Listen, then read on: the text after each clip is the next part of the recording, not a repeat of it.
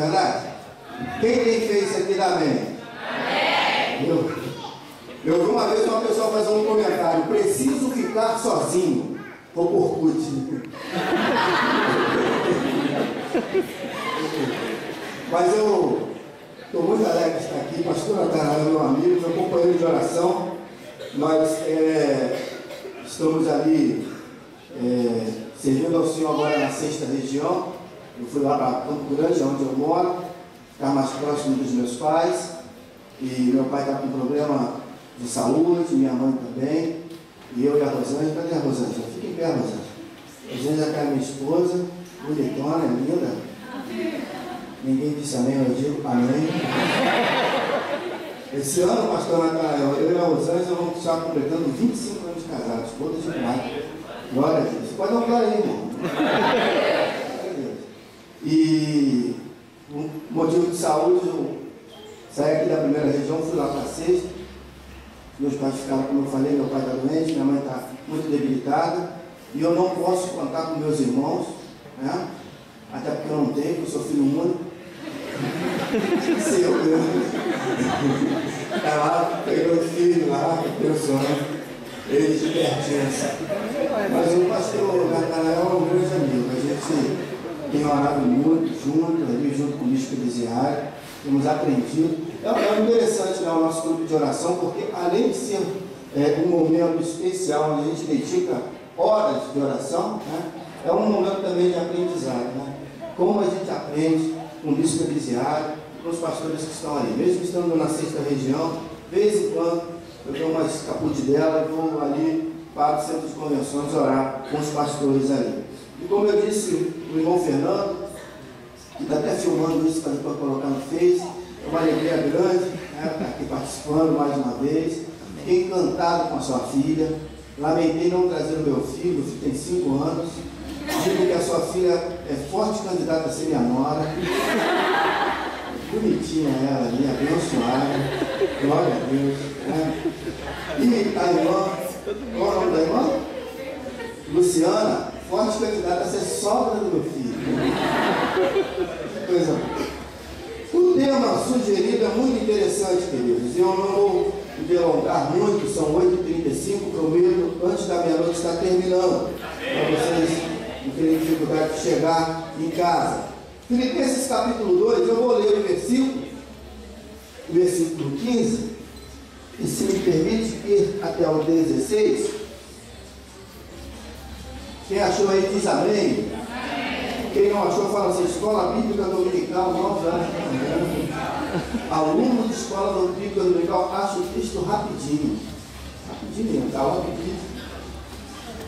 Filipenses capítulo 2, versículos 15 e 16 diz assim: para que vos torneis filhos de Deus, irrepreensíveis, sinceros e íntegros, no meio de uma geração corrompida e perversa, na qual resplandeceis como luminares no mundo, retendo a palavra da vida, para que, no dia de Cristo, eu tenha motivo de me orgulhar do fato de que não foi em vão que corri ou trabalhei.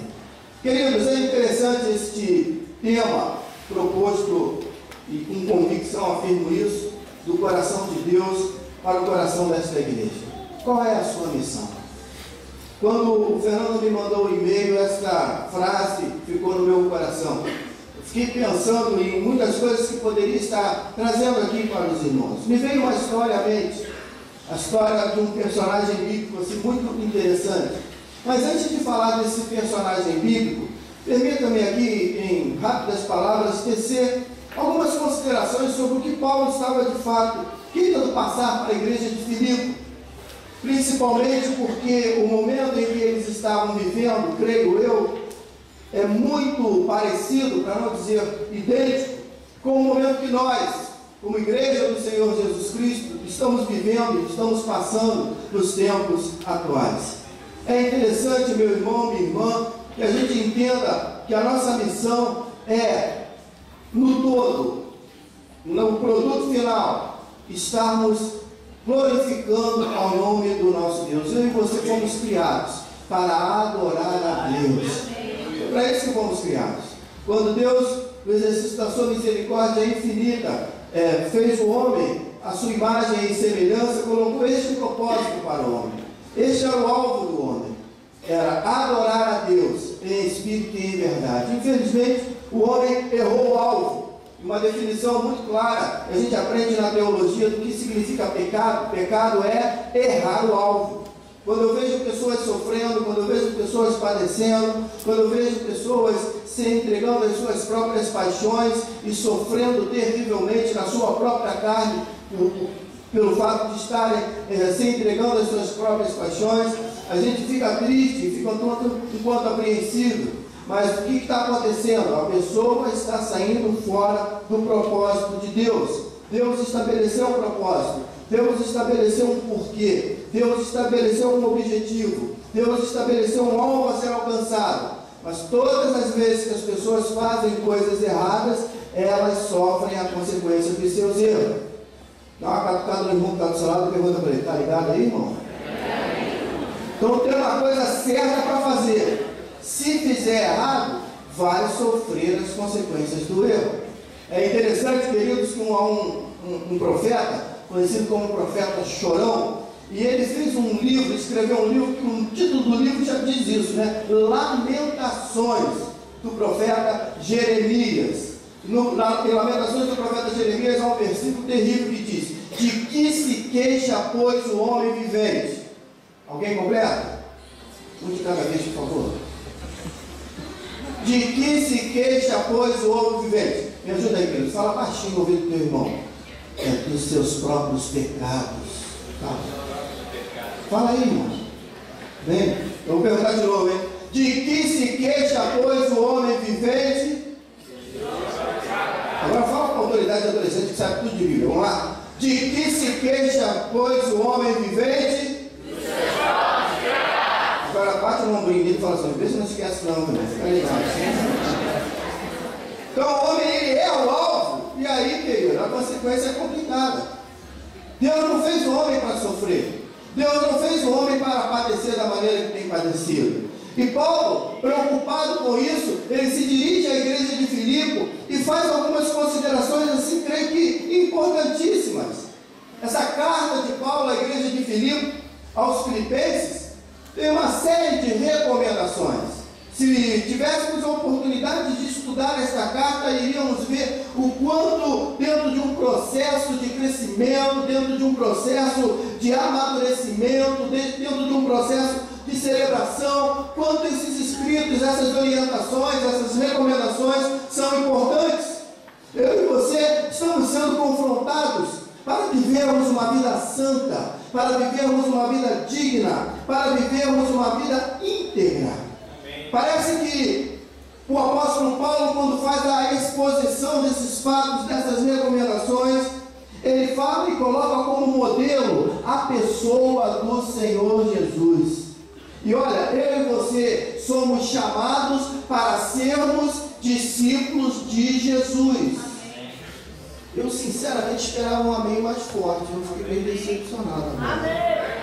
Eu vou dar uma oportunidade para você. Vou apertar o RRW e vou falar de novo, hein? Eu e você somos chamados para sermos discípulos do Senhor Jesus. Amém! Ô glória! Começando a entrar. Chegando adolescente de Suruí, abençoado. Amém, irmãos? Amém! Jesus. Discípulos do Senhor Jesus. Estamos olhando para Jesus. Ele é o autor e consumador de nossa fé. No versículo 7 deste capítulo 2, Paulo fala que Jesus Cristo se esvaziou. Diz que no versículo 6, que existindo em forma de Deus, não considerou o fato de ser igual a Deus algo que devesse se apegar, mas, pelo contrário, esvaziou-se a si mesmo, assumindo a forma de servo e fazendo semelhantes aos homens. Para chegar aqui no versículo 15, é importantíssimo nós entendermos a necessidade de nos esvaziarmos de nós mesmos, de tudo aquilo que de uma certa forma possa querer nos atrair e possa também querer nos tirar da presença de Deus. Quando eu vejo, querido, sinceramente, eu não vou aqui estar elogiando vocês, rasgando seda, como costumam dizer, só para ganhar a simpatia de vocês, mas eu quero falar uma verdade aqui para vocês. Os adultos que estão aqui, prestem atenção nisso. Ver uma igreja cheia de adolescentes numa noite de sábado, em pleno século 21, é um milagre de Deus. Louvado seja Deus. Como é bom ver adolescentes preocupados com cultos, como é bom ver adolescentes preocupados em cantar, como é bom ver adolescentes preocupados com uma programação para exaltar e glorificar o nome do Senhor. Mas parece que é mais do que isso. Além de estar preocupado em exaltar e glorificar o nome do Senhor, estão preocupados com uma missão. E o primeiro ponto que eu gostaria de abordar é isso: para que de fato essa missão seja uma realidade na nossa vida, eu e você precisamos nos esvaziar de nós mesmos. Paulo diz: não sou eu mais que vive, mas Cristo vive em mim. Não sou eu mais quem vive, mas Cristo vive em mim. São os homens. Não sou eu mais quem vive, mas Cristo vive em mim. As irmãs abençoadas e vitoriosas agora, hein? Não sou eu que vivo, mas Cristo vive em mim. Aleluia. Isso quer ser discípulo. Isso quer ser, de uma certa forma, servo do Senhor Jesus Cristo. Esvaziar-se de si mesmo. Para que, versículo 15, se torne filhos de Deus. E aí existem 3 pontos. Eu vou rapidamente comentar esses 3 pontos. Que tipo de filho de Deus? Primeiro, irrepreensíveis. Ou seja, não passível de repreensão. Porque só é repreendido aquele que faz coisa errada. Amém, irmãos? Amém. E cá entre nós, quem aqui não sabe quando faz alguma coisa errada? Fala baixinho com o irmão que está do seu lado aí. Começou a estreitar. Quem não sabe? Todos nós sabemos quando a gente comete uma coisa errada. Todos nós sabemos quando alguma coisa que a gente faz não está de acordo com aquilo que Deus queria que nós fizéssemos. Todas as vezes que nós cometemos alguma falha, falamos alguma coisa que não deveríamos falar, pensamos alguma coisa que não poderíamos pensar, navegamos pela internet em sites que não poderiam ser navegados.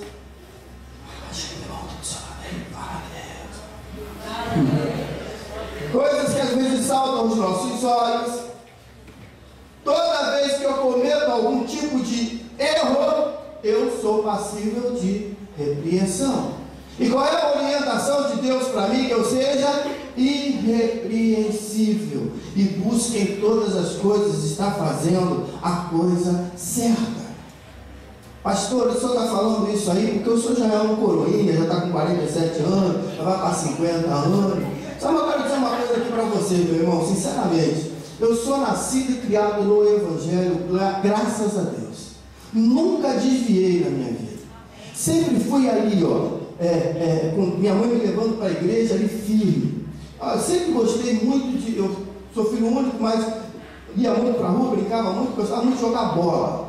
Mas uma das brincadeiras mais prediletas que eu tinha é brincar de culto. Alguém já brincou de culto aqui quando criança? Não é legal? Como eu gostava de brincar de culto, irmãos.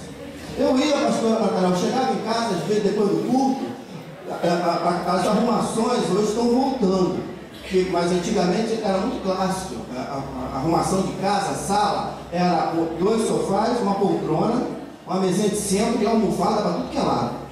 Alguém lembra disso aí? Ninguém, só eu.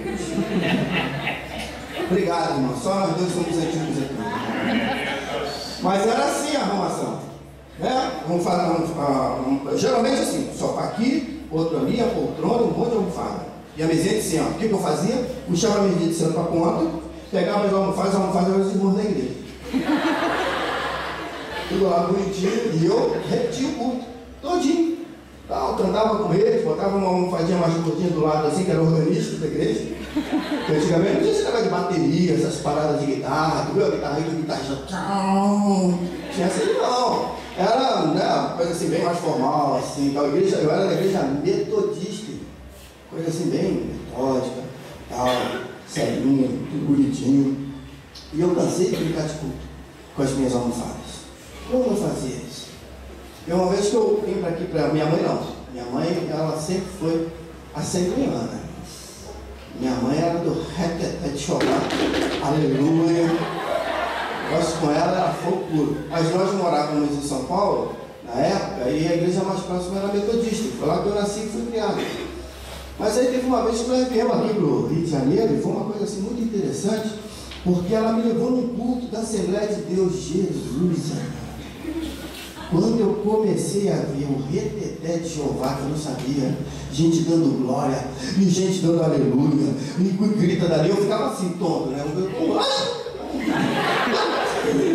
Pequenininho, 5, 6 anos, ficava assustado, não era. Agora, te enganar não, fala sério. O que me assustou mesmo foi quando eu vi uma pessoa endemoniada cair. Estribuchou o chão. Eu arregalei o olho, olhei para minha mãe assim, né? Porque filho, quando olha para a mãe já entende. Eu não falei nada, só olhei para ela, já estava me respondendo. Sabe aquilo ali? O diabo. Aí que eu tremi, meu. Mas os irmãos pegaram a irmã, sério mesmo, a Assembleia de Deus, esquina do pecado, lá de Campo Grande, esquina do pecado, lá em Campo Grande. Na época, pastor Carlos Malafaia, que é tio do Silas Malafaia, né? Irmão do pai do Silas Malafaia, Carlos Malafaia. Eu sei que ele deu uma ordem lá de cima, veio as irmãs, que era uma mulher que tinha caído, né? As irmãs pegaram ela e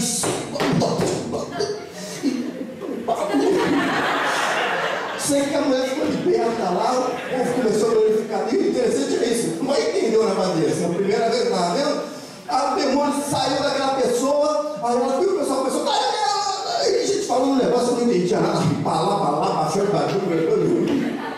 conclusão, eu não entendi nada. Mas a minha mãe foi explicando, filho, isso aí é o culto pentecostal, é o fogo de Deus, é Deus operando. E eu, pequenininho, né? Eu sei de uma coisa, irmão. Voltei para a minha igrejinha lá na sala lá de casa. Os cultos já não foram mais a mesma coisa. É que todo dia eu estava no meu culto, lá uma almofada não caiu endemoniada. Eu pulei esse pão. Irmãos, assim foi a minha infância. Eu era um adolescente. E a gente sempre tem isso aqui na mente de Deus. Eu louvo a Deus porque eu nunca desviei, louvado seja o nome do Senhor. Nunca, 47 anos ali, vou para 48 anos agora, ali, né, na presença de Deus. Hoje, pela misericórdia do Senhor, sou um pastor e louvo a Deus. Minha esposa, ela aceitou Jesus depois em 1981. Muita gente aqui não era nascida, porque nós começamos a namorar em 1980, no dia 15 de novembro de 1980. Nós fomos numa festa, fomos só de ideia de 15 anos. A gente já estava assim paquerando um no outro. Aí nós olhamos assim, aquele negócio, sabe, olha nos olhos. Aí eu vi os anjos cantando quando a luz dos olhos se usa. E aí a gente começou a namorar. Estamos namorando até hoje, aí, para a glória de Deus. Casamos, e aí 25 anos casados. Glória a Deus por isso. Aleluia. Integridade, irmãos. Tem um outro fator interessante aqui. Sinceridade e integridade. Para que vos torneis irrepreensíveis, sinceros e íntegros no meio de uma geração corrompida. Hoje, a gente está no meio de uma geração que fala em aborto com maior naturalidade. O homossexualismo está tomando conta, irmãos. Às vezes eu fico pensando alguns dos líderes que eu já tive na minha vida, que hoje, se estivessem vivos, estariam passando por situações terríveis de constrangimento, por não aceitar o quanto a sociedade está se corrompendo e essa malignidade do homossexualismo crescendo. Mas eu creio que aqui em Suruí existem adolescentes que não irão se dobrar diante das situações de pecado que esse mundo apresentar, e que vão se manter firmes na presença do Senhor. Qual seria a nossa missão? A nossa missão é não, de maneira alguma, não nos deixarmos levar pela corrupção, pela perversidade. Ao contrário, que nós sejamos luz neste mundo de trevas, para a glória do Senhor na nossa vida. Qual é a sua missão? Se a gente fosse avaliar do ponto de vista da igreja, a igreja teria no mínimo duas missões importantíssimas, e talvez o desdobramento dessas duas missões pudesse, de uma certa forma, não só qualificar, mas dar as diretrizes para as atividades, para a funcionalidade e, por que não dizer, para a própria existência de igreja. Eu entendo que a igreja deve caminhar na edificação e na evangelização. Você concorda com o que eu acabei de falar agora? Amém? Você pode repetir comigo: edificação e evangelização. Numa tônica bem simples e não querendo ser meramente teórico, mas partindo para a prática, uma igreja bem edificada evangeliza com facilidade. Amém, irmão? Amém. Porque quando você está cheio de Deus, você abre a boca só falar das coisas de Deus. Amém? Amém? Viu, moça? Se você está aí naquela expectativa de que você tem a sorte que a irmã Rosângela ou que a irmã Noeli teve de acharem homens de Deus para se casar, e você está naquela expectativa: Senhor, ouve e atende o meu clamor. Aí você começa a ver um camarada começa a querer te namorar e tal, pá. Primeiro, irmão, aqui não, porque aqui só tem meninos abençoados e de Deus. E pô, ninguém disse amém agora, viu? Eu vou repetir: aqui só tem meninos abençoados e todos são de Deus. Defende a causa aí, mano. Fala sério. Mas quando você pegar um camarada para conversar, e o camarada ficar: então, sabe como é que é, né? Tô a fim de comprar um skate para mim, né?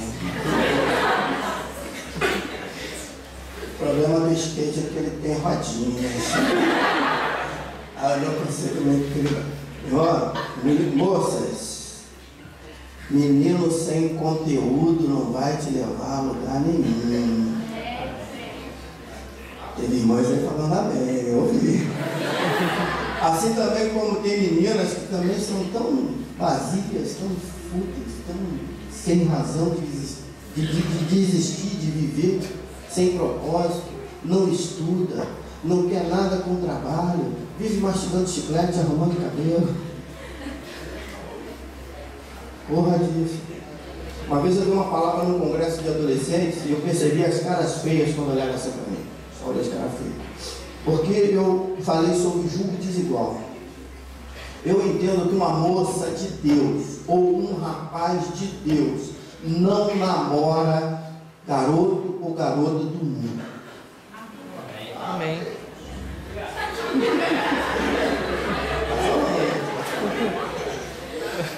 A moça não vai namorar um rapaz de Deus, porque o rapaz de Deus, além de não ter nada na cabeça, não ter conteúdo, não sabe o que vai conversar, um rapaz do mundo, né? Além de não ter nada na cabeça e não sabe o que vai conversar, só quer essa mãozinha boba dele, vai em todos os cantos possíveis e imagináveis. E menina de Deus não nasceu para ser apalpada o tempo todo, como aqueles produtos de R$1,99 que fica naquela lojinha, que todo mundo vai, pega, mas me leva.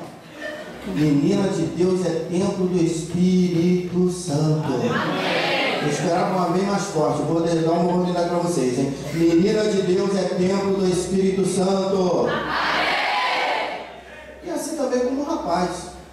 O rapaz que namora uma menina, já pensou um rapaz de Deus, aqueles meninos de Deus mesmo, comprometido com Deus, sério, de oração, leitura da palavra, começa a namorar uma piriguete, pode falar, né? Uma desse tipo assim e tal. Já pensou? Cara, tudo sério. Tem rapaz que você olha, que você nota que o menino é de Deus mesmo, já notou isso? Então, rapaz, você olha assim, menino é de Deus. Tudo sério e tal. Aí começa a namorar a menina toda gatinha. Imagine depois do primeiro passeio, o menino vai lá depois, vamos ali na praça que eu vou te levar para tomar um sorvete. Ele vai lá, paga o sorvete, porque é cavaleiro, o cavaleiro paga. Amém. Sentindo o que Deus está falando. Aí o que acontece? vai lá e tal, aí vai com ela até o portão da casa dela, se apresenta aos pais dela, olha só que bonito, faz a coisa séria, dá um beijo na testa dela e volta para casa. O que essa menina vai falar depois dele para as colegas?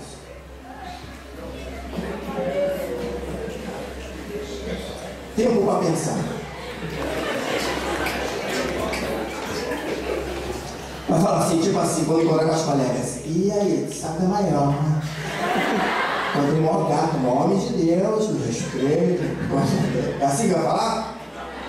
No mínimo, a palavra mais branda, maior otário. Porque é isso que está na cabeça deles. E é por isso que a gente vê tanta gente sofrendo.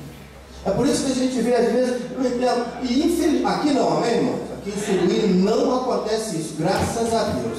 Mas tem lugar aqui que até dentro da igreja, de vez em quando, você vê adolescente, já jovenzinho, apavorado. Quando bate no gabinete do pastor com o olho branco, com o olho arregalado, você já sabe que tem alguma coisa acontecendo.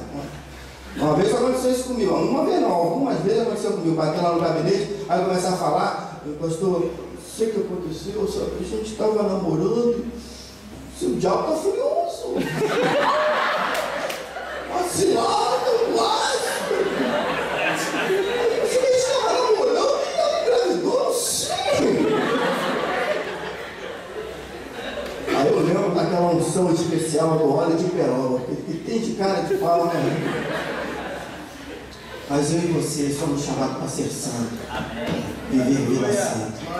Uma igreja edificada, alicerçada na rocha, que é Cristo Jesus, vivendo em santidade. Qual é o lema da nossa denominação? Santidade como estilo de vida. Glória a Deus, vamos repetir? Santidade como estilo de vida. Vai na contramão desse mundo. Vai na contramão desse céu. Vai manifestando a glória, vai manifestando o poder de Deus. Sabe, meu irmão, minha irmã, temos essa missão. Temos a missão de verdadeiramente espalhar santidade em qualquer lugar que a gente passe. Eu e você estamos sendo convocados a viver vida santa, independente do que esse mundo esteja fazendo. Independente das situações que venham surgir neste mundo, não só do ponto de vista legislativo, mas cultural também. A minha palavra é a palavra de Deus, o meu alicerce é a palavra de Deus, da minha boca tem que sair palavra de Deus. Amém. Firmados mesmo. E para que isso seja uma verdade, querido, e para que essa missão seja de fato cumprida, eu e você precisamos entender uma coisa. Eu preciso ter a minha experiência pessoal com Deus. Amém. Eu não tenho que viver na experiência dos outros. E por alguns instantes, eu estou organizando aqui na minha mente, queridos, eu vou dividir essa mensagem em duas partes. A primeira parte está terminando agora. Se vocês me derem mais 10 minutos, eu vou falar uma segunda parte dessa mensagem. Mas a primeira parte está terminando agora com a seguinte questão para você pensar. Eu tenho uma experiência com Deus. Para pensar por alguns instantes. Eu tenho, assim, algo que de fato me deixe firmado na rocha que é Cristo Jesus. Ainda que esse mundo todo venha se corromper, dos meus lábios só brotarão palavras de exaltação e glorificação ao nome do Senhor. Ainda que todos caminhem de passos errados, o meu passo estará reto e firme, conforme a palavra de Deus me ensina. Ainda que as meninas todas da faculdade, da escola, vivam em motéis, transando, fazendo tudo de errado, você é santa, minha filha. Nasceu para ser santa. Nasceu para ser objeto de adoração a Deus, não de desejo carnal, de malfeitores que andam por aí. Ainda que todos os garotos da escola, da faculdade, do trabalho, da rua já tenham tido diversas experiências com meninas, com prostitutas, você, garoto, é santo, lavado e remido no sangue de Jesus. Preserve a sua santidade. Termina a primeira parte do sermão. Qual a missão. E a primeira parte fica com essa pergunta: eu tenho a minha experiência pessoal com Deus? Amém, queridos? Posso começar a segunda parte agora? Segunda parte você vai dizer assim: pastor, o que tem a ver uma coisa com a outra? Eu não sei. Se eu conseguir chegar no final, talvez a gente até explique. Porque quando foi falado em missão, eu fiquei pensando em alguns personagens da palavra de Deus. O texto de Filipenses, ele é riquíssimo. E eu sei que o pastor Agnaldo, que pregou ontem aqui, ele trouxe uma palavra de Deus para o coração de vocês.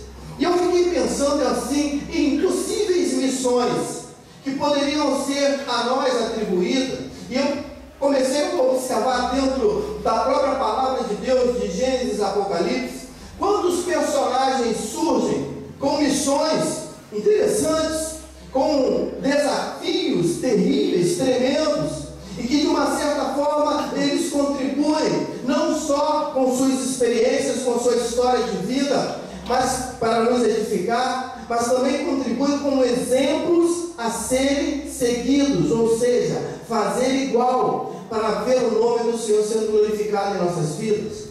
Recentemente vi um pregador falando, ele usou uma palavra até difícil. Ele disse que os personagens bíblicos são como arquetipos ou arquétipos, que nós podemos olhar para eles e de uma certa forma se identificar com eles. Isso significa dizer que dentro de nós possivelmente tenha Davi, ou quem sabe tenha Moisés, ou quem sabe tenha Paulo, ou Pedro. Ou seja, em determinados momentos das respectivas histórias, esses personagens, nós nos identificamos com eles. Suas experiências, seus pensamentos, suas falas, suas atitudes.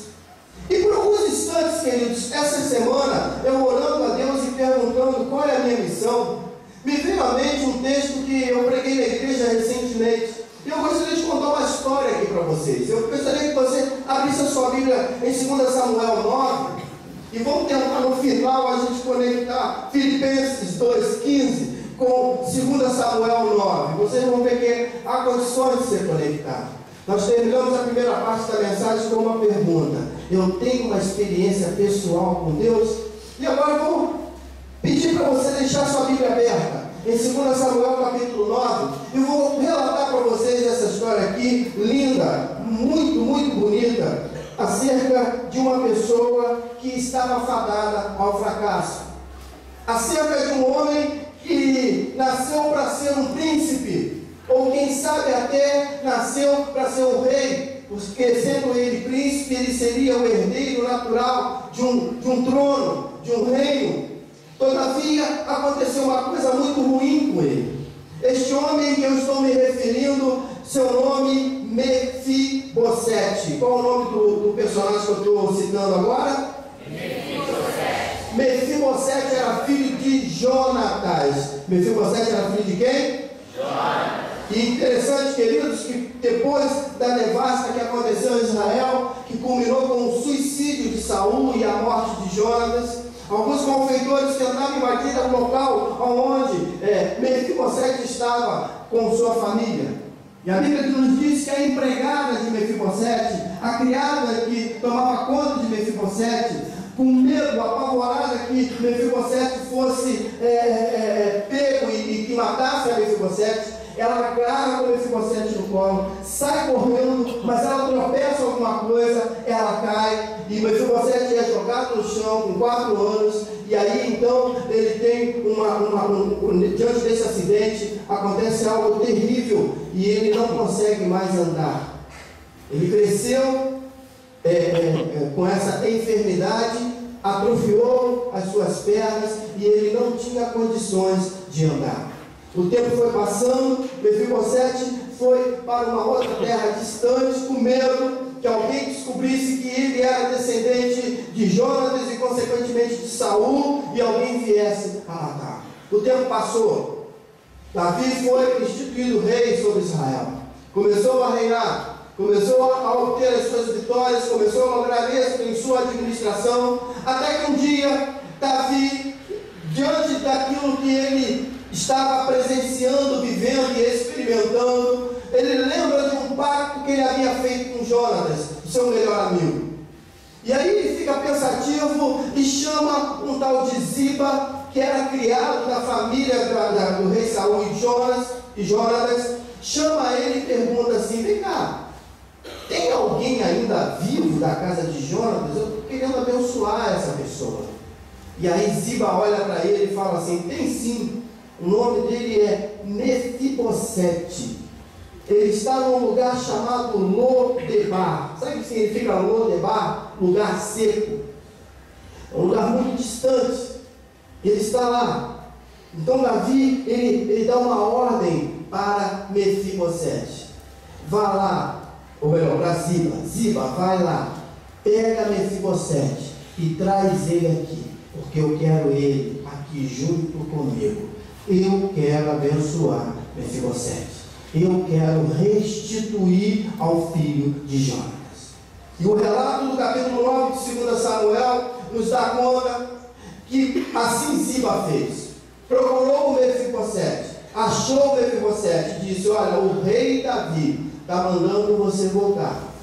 Talvez o Mefibosete tenha ficado assustado, talvez ele tenha ficado até mesmo apavorado, mas ele obedeceu. E quando a gente continua lendo o texto, então, principalmente no versículo 7, quando Ziba traz Mefibosete e coloca ele na frente do rei, a palavra do rei Davi para ele, no versículo 7 foi: não temas, porque certamente serei bondoso para contigo por amor a Jonatas, teu pai, e te restituirei todas as terras de Saul, teu pai, e tu sempre comerás a minha mesa. Que história linda, que desfecho bonito. Por alguns instantes, querido irmão, querida irmã, esse homem, Mefibosete, que estava fadado a morrer, abandonado num lugar seco, ele é restituído, ele é colocado novamente na mesa do rei, sentado à mesa do rei, comendo junto com o rei e todos os outros familiares do rei.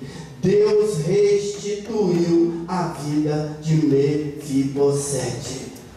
Você pode dar uma glória a Deus? Nem que seja um glória a Deus. Está todo mundo aqui ainda? Amém. Vocês entenderam a história? Amém. Quem era o personagem principal dessa história? O nome do rei que mandou buscar Mefibosete? O nome do servo que foi buscar Mefibosete? O que Davi fez com Mefibosete? Restituiu tudo. Fala para o seu pessoal, restituiu tudo. Bom, agora pergunta assim para mim, pastor Renato, que isso aí tem a ver com o tema do culto? E principalmente com o que o senhor tinha pregado anteriormente? Eu respondo a vocês. Sabe o que Deus colocou no meu coração aqui? Eu estou diante de uma congregação de adolescentes comprometidos com Deus. Amém. Amém? Amém. Parece que eu estou vendo a história se repetindo. Presta atenção, quantos Mefibosetes vocês conhecem que estão espalhados por aí? Quantos que poderiam estar aqui louvando a Deus junto conosco, independente da idade, adolescente, jovem, adulto? Mas um dia aconteceu alguma coisa, alguém tropeçou e eles caíram. Olha só o que eu estou falando. Não estou dizendo nem que eles tropeçaram, mas alguém fez com que eles viessem a cair e eles se machucaram. E agora eles se encontram em lugares secos, nos Lodebar da vida. Se eu perguntar aqui, para pensar um pouquinho. Você conhece alguém que hoje se encontra afastado do caminho do Senhor? Para pensar. Vou repetir a pergunta, eu gostaria que você sinalizasse agora levantando uma das mãos. Alguém aqui conhece uma outra pessoa que se encontra afastada do caminho do Senhor? Olha lá, pastor Natanael. Todo mundo. Mais um até 32. É verdade. Às vezes até mais de 1, 2, 3. Quantos Mefibosetes andam espalhados por aí? Machucados, feridos, chateados, amargurados, tristes, sem destinos, vivendo seco. Agora, aqui não, amém? Aqui não acontece isso não. Mas tem um lugar aí que tem muita gente com todas essas características, às vezes, dentro da igreja. Você já notou que às vezes tem gente dentro da igreja que fica assim meio que paradão? O culto está rolando, a vontade de pular, o cara está lá. Aí você fala para ele, vai lá, você do seu lado, dá um sorriso, meu irmão. Aí como é que você vai? Dá um sorriso, mostra todas as canjicas. As meninas que gostam, inclusive, de botar aparelho colorido, aí que mostra, né? Aí tem gente que só ri com a boca. Está seco. A gente levanta assim a mão, vamos louvar e adorar o Senhor, querido, levanta a sua mão. O cara está lá, parado, seco. Será que também aqui nesse auditório tem muito mais Ziba do que Mefibosete? Porque eu creio que aqui existam pessoas que podem, como Ziba, ir buscar Mefibosete. E o rei Davi fala isso para Ziba: Ziba, vai lá em Lodebar e traz Mefibosete. E eu gostaria que você entendesse que o Espírito de Deus está usando o pastor Renato para dizer isso para você. O rei Jesus está aqui e está falando para você. Você conhece algum Mefibosete? Aleluia. Está na hora de você ir lá e trazer ele.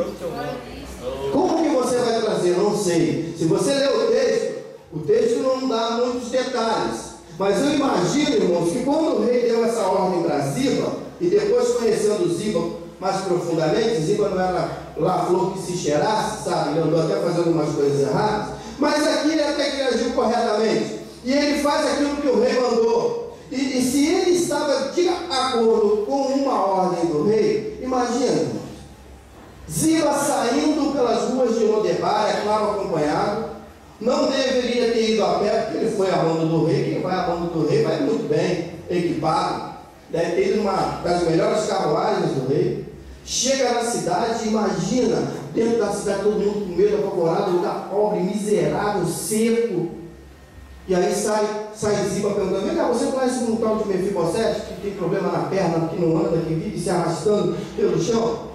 Você conhece? E muita gente se escondendo: não sei quem é esse cara, não sei o que e tal. Até que alguém fala assim: olha, eu vi alguém com essas características ali, ó, no cantinho daquela outra esquina, como quem vai depois daquela que vem, sem ser essa outra, depois que você entendeu? E aí em cima, então, olha assim de longe, olha ali mesmo, aí vai caminhando com muita dificuldade. Imagina aquele murmúrio, as pessoas tudo comentando pelas ruas de Lodebar. E viu uma caravana aí do rei Davi atrás de Mefibosete. Ih, acabou para Mefibosete, estreitou para ele. Vamos matar ele, vamos descobrir que ele é descendente de Saul, vamos matar ele. E outros falando: não sei não, mas eu ouvi dizer que parece que o rei quer fazer uma coisa boa para ele. Eu sei que começou aquele cochicho, aquela conversa, aquela fofoca. E Ziba encontra Mefibosete. E ele pega Mefibosete e fala: Mefibosete, eu vim aqui porque o rei me mandou, eu vou te levar. Entenda, queridos, que Deus está falando para você agora. Qual é a sua missão? Vai atrás de Mefibosete.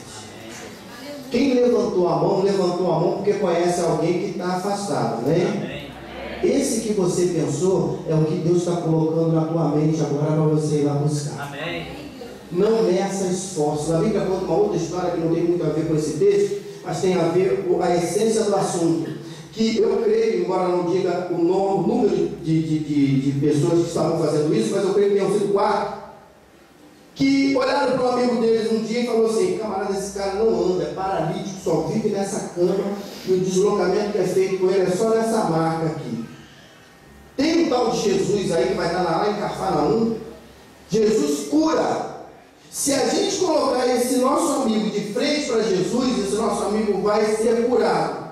E a Bíblia diz, mais precisamente no capítulo 2 do livro de Marcos, do Evangelho de Marcos, que quando esses rapazes se propuseram a fazer isso, chegaram próximo da casa. A Bíblia não entra nesses detalhes, mas eu imagino que pelo menos um desses 4, supostamente 4, tenha desistido. Por quê? Porque a casa estava lotada. Tinha gente para tudo que é lado, gente na porta, gente na janela, gente na varanda, gente do lado, gente do outro lado, gente atrás. E alguém deve ter pensado dentro desses quadros: não tem condição de a gente chegar lá. Está complicado chegar lá. E aí o outro falou assim: não, mas se a gente chegou até aqui, nós não vamos desistir, nós vamos até o final. E a Bíblia diz que tentaram entrar para um lado, não deu. Tentaram entrar para a janela, do outro lado não deu. O que aconteceu? Eles fazem um buraco no telhado. Mas eles cumpriram com o propósito deles. Nós vamos te depositar lá na frente do Senhor Jesus, custe o que custar.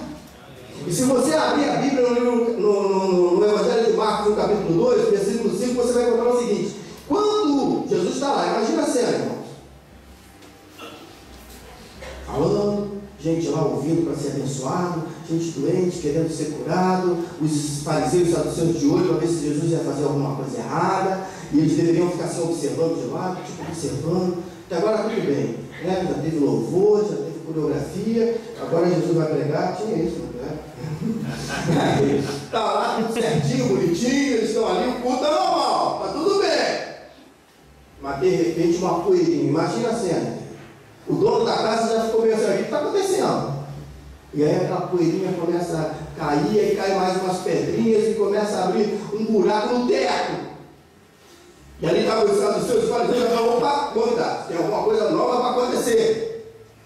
E aí, queridos, descendo pelo elevador das misericórdias de Deus, desce aquele moribundo. No versículo 5 do capítulo 2, Jesus não olhou para a plateia, Jesus não olhou para os murmuradores, respondeu a eles depois.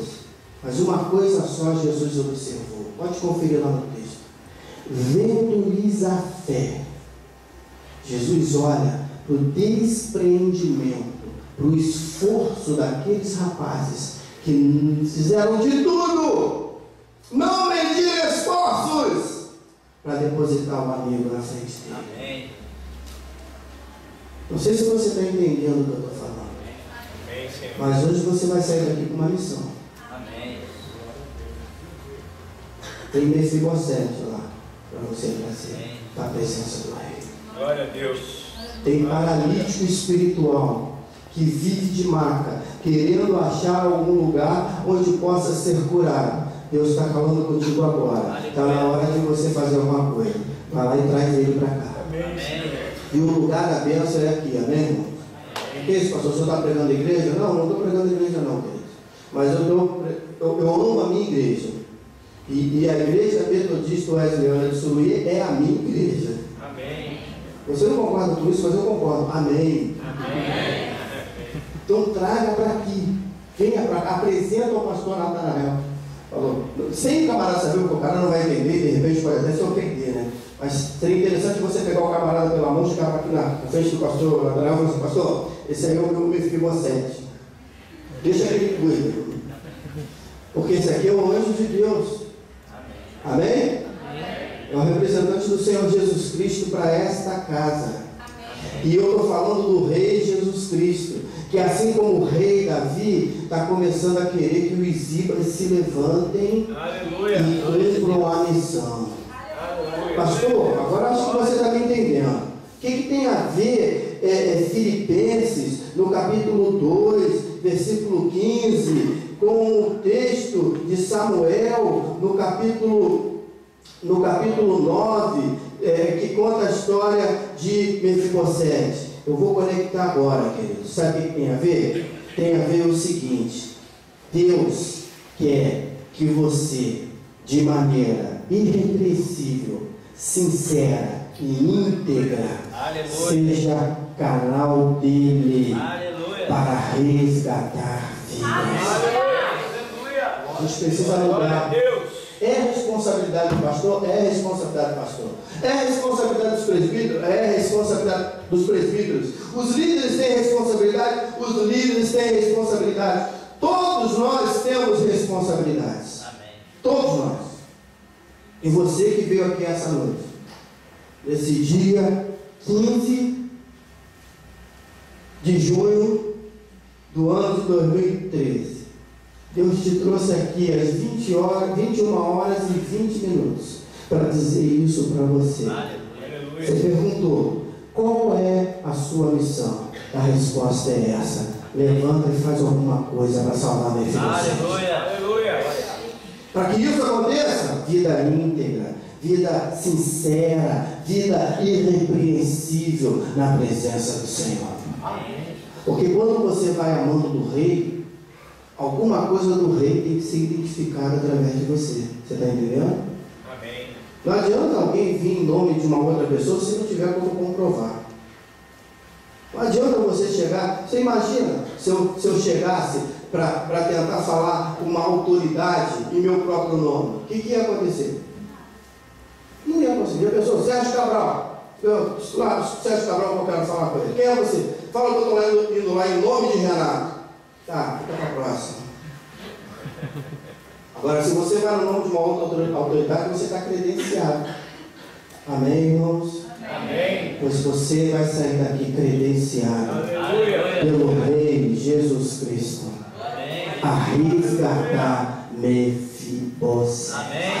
Glória a Deus. Qual é a sua missão? Viver uma vida íntegra, viver uma vida sincera, viver uma vida irrepreensível. Mas a missão vai além. Para resgatar Mefibosetes que estão perdidos. Cumpra esse mandado do rei. Eu gostaria de orar com você agora. Gostaria até que os amados dos profetas do louvor se posicionassem aqui. Tem mais uma coisinha ardendo aqui no meu coração. Eu não vou me prolongar muito, mas eu queria que você pensasse nisso. Eu vou fazer um apelo diferente agora aqui. Um apelo de compromisso. Um apelo onde você vai se responsabilizar diante de Deus em primeiríssimo lugar, mas diante também desta igreja, a não ficar de braços cruzados, a fazer alguma coisa para mudar a realidade de vidas.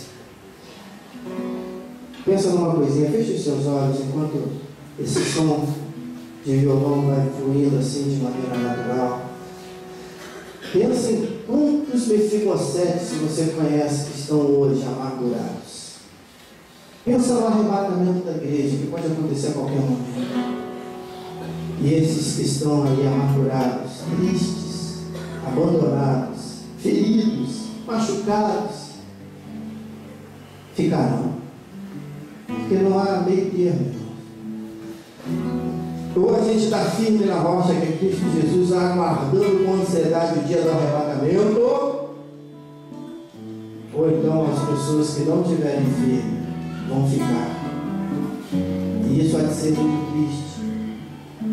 Paulo, quando ele fala no versículo 16, ele diz que a palavra da vida deve ser retida nos corações até o dia de Cristo, para que ele, Paulo, pudesse ter motivo de se orgulhar pelo fato de que não foi em vão que ele correu, que ele trabalhou. Glória a Deus. Quantos e quantos já foram até batizados, cantaram aqui no grupo jovem, nos adolescentes, fizeram parte de atividades e hoje estão feridos, machucados, afastados. Tempo do culto dos adolescentes de Suruí. Qual é a sua missão? Pois é, o pastor Renato veio aqui para dizer isso para vocês. Além de viver vida irrepreensível, sincera e íntegra, como o próprio apóstolo Paulo diz, há uma missão de ser luzida na vida, para resgatar Mefibosetes que são perdidos. Por isso, eu gostaria de orar por você através de uma canção.